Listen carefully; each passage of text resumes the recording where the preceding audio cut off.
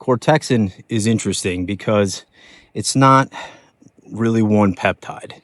It's a brain-derived peptide complex, and that changes how we should think about it.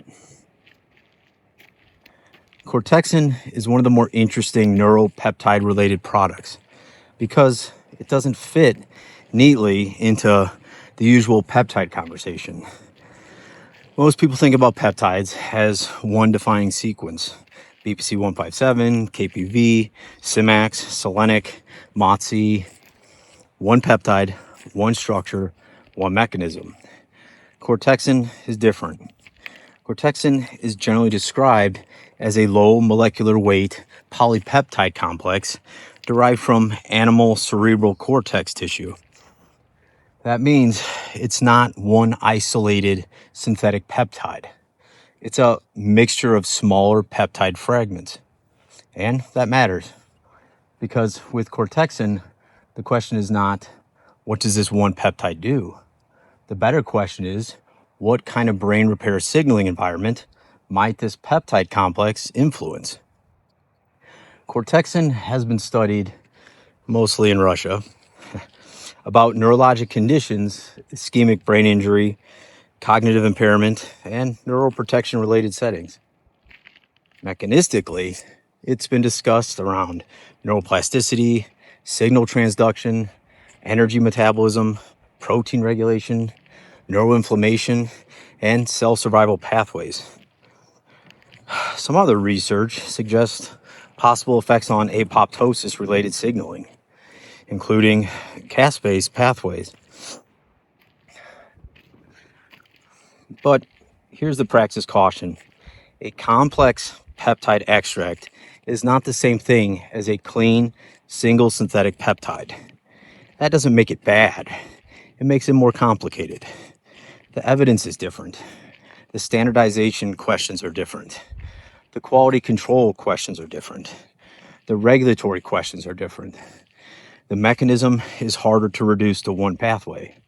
And that's exactly why Cortexin is a good Praxis teaching point. The brain doesn't repair through one pathway. Brain recovery can involve inflammation control, mitochondrial energy, blood flow, synaptic plasticity, neurotrophic signaling, oxidative stress, cytotoxicity, apoptosis, glial recognition, sleep, rehabilitation, nutrient status, and the person's baseline resilience. The loop may look like this. Brain injury or chronic neurologic stress occurs. Inflammation then goes up. Mitochondrial output falls. Neurons become less resilient. Synaptic signaling becomes less efficient. Cognition worsens. Fatigue then increases. Movement decreases. Sleep worsens. Then brain recovery becomes even harder. Cortexin belongs in the conversation of brain resilience and neuroprotection, not as a miracle injection, not as a casual cognitive enhancer, not as a replacement for diagnosis, imaging, rehab, sleep, metabolic work, or neurologic evaluation, but as an example of how peptide medicine may eventually move beyond single target thinking. Through the Praxis lens, Cortexin teaches this. Sometimes the target is not one receptor. Sometimes the target is the recovery environment. The real question is not, does this make the brain better? The real question is, what brain pattern are we trying to support?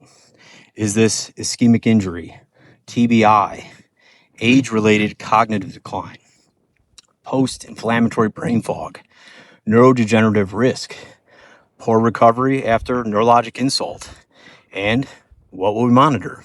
Cognition, memory, attention, sleep, headaches, mood, fatigue, motor function, balance, activities of daily living, functional capacity? Because if you do not define the pattern and monitor the response, then you're not practicing system medicine. You're just hoping. Cortexin is a reminder that the future of neuropeptide medicine may not be about forcing the brain in one direction. It may be about supporting the conditions that allow the brain to recover. That is the Praxis lens. Pattern first, signal second, system third. Then evidence, risk, monitor, and decision.